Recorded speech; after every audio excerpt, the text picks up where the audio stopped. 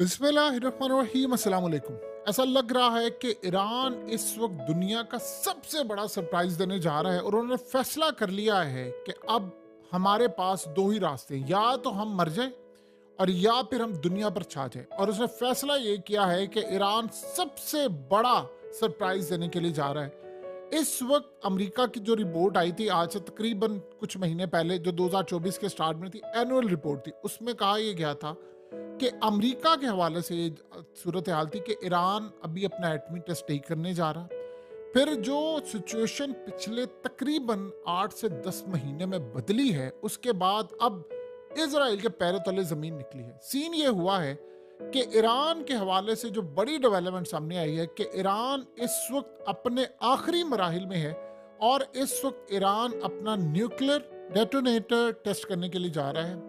ये nuclear detonator क्या होता है? देखिए, याद रखिएगा, ये जो डेटोनेटर होता है ये फाइनल पीस होता है कि आपने उसके बाद अपना न्यूक्लियर वेपन बनाना होता है। अब ये लास्ट फेज में ईरान आ चुका है कि बिल्कुल इसको टेस्ट करने के लिए जा रहा है और ये जैसे ही कंप्लीट होता है उसके बाद ईरान एटमी ताकत बनने के लिए तैयार होगा। जो फाइनल उन्होंने फिर टेस्ट है और उसके बाद वो एटमी ताकत डिक्लेयर हो जाएगी। अब सीन ये हुआ है कि यूरोप और अमेरिका इस वक्त जितना बरहम वो इजराइल के ऊपर हैं, इतना वो कभी भी नहीं थे। उन्होंने कहा है कि ईरान इस वक्त आपकी हमाकतों की वजह से एटमी ताकत बनने के करीब। आपको पता है कि बाइडेन एडमिनिस्ट्रेशन ने हमेशा से, पहले ओबामा एडमिनिस्ट्रेशन हो या पहले, इनका एक ही काम होता था कि हमने ईरान से लड़ाई नहीं करनी, हम इनको पैसे देंगे, 150 अरब डॉलर दें, 200 अरब डॉलर दें, 100 अरब डॉलर दें, इनको पैसा मिलेगा, इन पर पाबंदियां हटाएंगे और इनको कहेंगे कि आपने एटमी ताकत नहीं बनना, और वो रेगुलर चेकअप के लिए फिर जाते रहेंगे,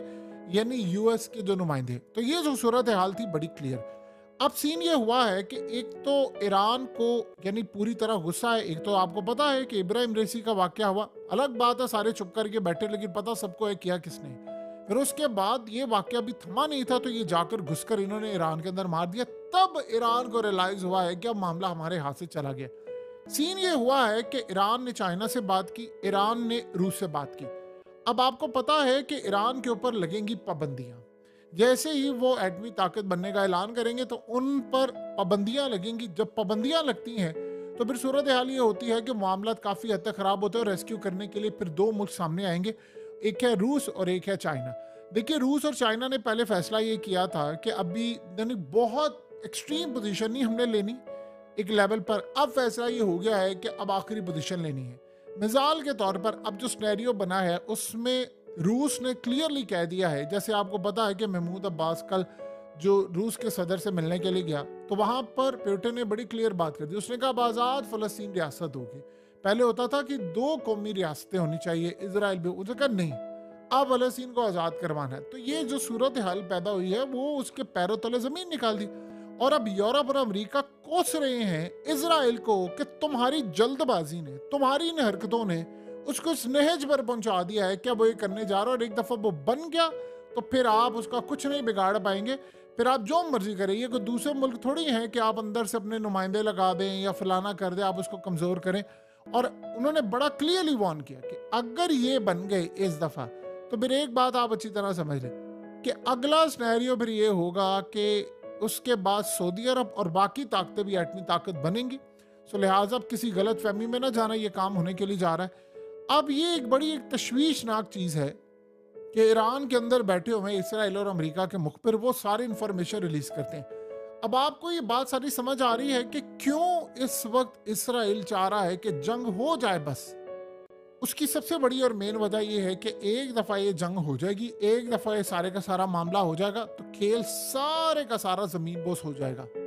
ईरान असल में कोशिश ये कर रहा है कि मुझे जितना डिले करना पड़े मैं उतना करूं। अब ये चंद दिन है और इसी में इजराइल ये चाह रहा है कि इससे पहले ये करें हम हमला जाकर कर दें, और जब हमला कर दें तो फिर सूरत हाल बहुत ज़्यादा ख़राब है। यानी आप सोचें इस वक्त दो ही सूरत हाल है, या तो गजा की डील हो या ईरान का हमला। ये इसराइल को ऑप्शन दी गई है अमेरिका की जानिब से कि आपके पास दो रास्ते हैं, या तो आप ये डील कर लें या फिर आप ईरान के हमले के लिए तैयार है। अमेरिका ने उनको बड़ा क्लियरली कह दिया है अब आपके पास आखिरी दो ऑप्शन बचे हैं, और अगर आपने गजा की डील करनी है तो सारी की सारी फौजें आपको निकालना पड़ेगी वहां से। आपको फौज निकालना पड़ेगी, आपको गजा हमास के हवाले करना पड़ेगा, वहाँ कंस्ट्रक्शन होगी, लोग जाएंगे, चाइना सारी दुनिया पैसा देगी। और सबसे बढ़कर प्लान ये है कि 2 अरब मुसलमानों से डोनेशन ली जाएगी और वो यहाँ पर पैसा देकर पूरी तरह यानी गजा को रीबिल्ड करेंगे, लोग तैयार हो जाएंगे। इस वक्त इजराइल ने कहा है कि आप हमें ये कह रहे हैं कि 2000 साल बाद जो हमें मौका मिला है हम उसको रिवर्स कर दें, हमारा सारा गेन खत्म हो जाए, ये नहीं होने वाला। इस वक्त सबसे बड़ा मसला फिर उन्होंने कहा है कि अच्छा अगर ये मामला नहीं है तो फिर आप तैयार हैं और आप इस तरह तैयार हैं कि अब आपके ऊपर हमला होने जा रहा है।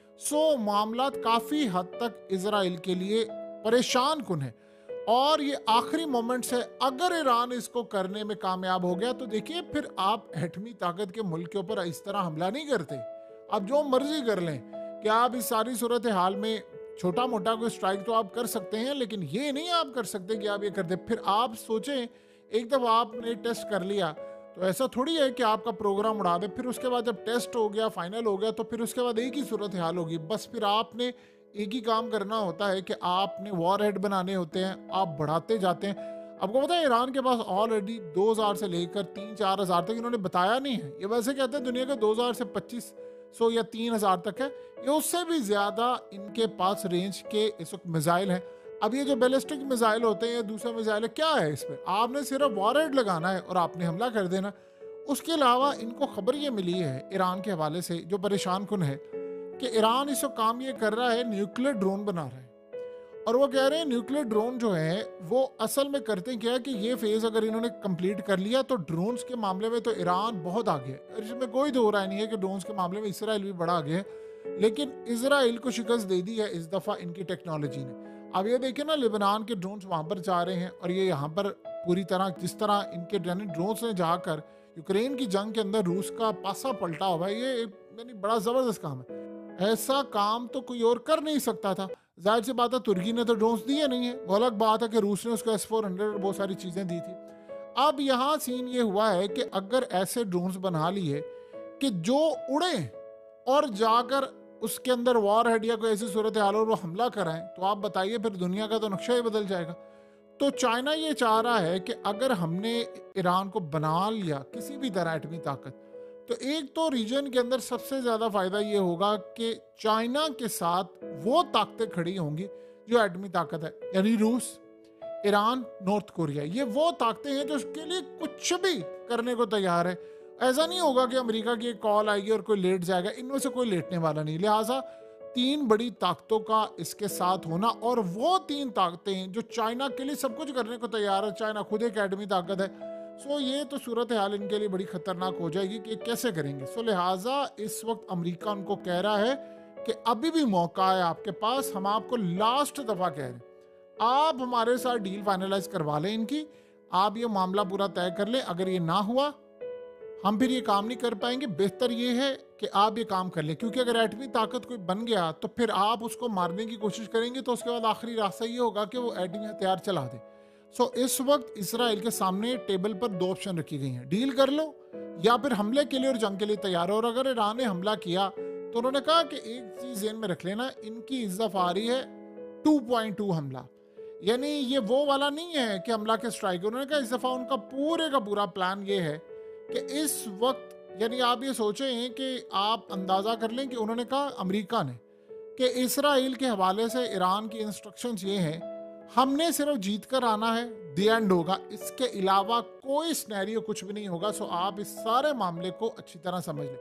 ईरान के पास इस वक्त सूरत हाल बहुत यानी डिफरेंट है।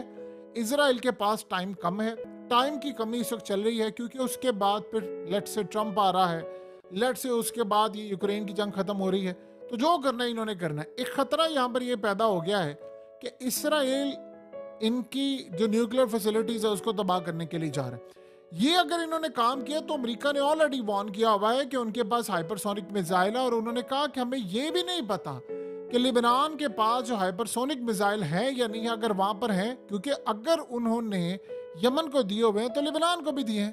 तो जो ये बार बार कहते हैं, जैसे मिसाल के तौर पर हसन नसरुल्लाह ने कहा, उसने कहा जी हमारे पास तो जो इस वक्त इनकी तबाही का सिस्टम है वो ये है कि हम इनको 35 मिनट में 130 अरब डॉलर का नुकसान पहुंचा सकते हैं। ये बड़ी बात होती है। इस वक्त इसराइल वो कह रहे हैं कि अगर हमला कर गया तो उसके बाद आप अपना बचाव किस तरह करेंगे, आप यहां से अंदाजा कर सकते हैं। बचाव अगर इतना स्मूथ होता तो क्या नेतन्याहू और डिफेंस मिनिस्टर इस वक्त आपस में लड़े होते, आपस में एक दूसरे के साथ, यानी इतनी सूरत हाल खराब होती कि पूरी दुनिया में इनकी जलालत की खबरें सामने आ रही है। सो रास्ता बड़ा क्लियर है, ईरान ने अपनी पोजीशन ले ली है। और फिर याद रखिएगा, एक दफा रीजन के अंदर ये बन गया तो फिर ये दौड़ शुरू हो जाएगी। फिर सऊदी अरब कहेगा हमने बनना है, कतर भी कहेगा हमने बनना है, मिस्र भी आ जाएगा, और जो जो ममालिक हैं जिनके पास पैसा, बल्कि ये भी याद रखिएगा ऐसी भी सूरत हाल हो जाएगी, फिर ईरान की तरफ हो सकता है झुके और ये कहें कि ठीक है जी आप हमें टेक्नोलॉजी पाबंदी जहां तक लगेगी। तो ये बात याद रखिएगा, ये बाकी सारे ममालिक, वैसे ही यूनाइटेड नेशन खत्म हो रही है आने वाले वक्त में, ब्रिक्स खड़ा हो रहा है, तो इन सब ने उधर चले जाना है। तो वहां पर अमेरिका और इसराइल क्या करेंगे, इनके पास कोई रास्ता नहीं है।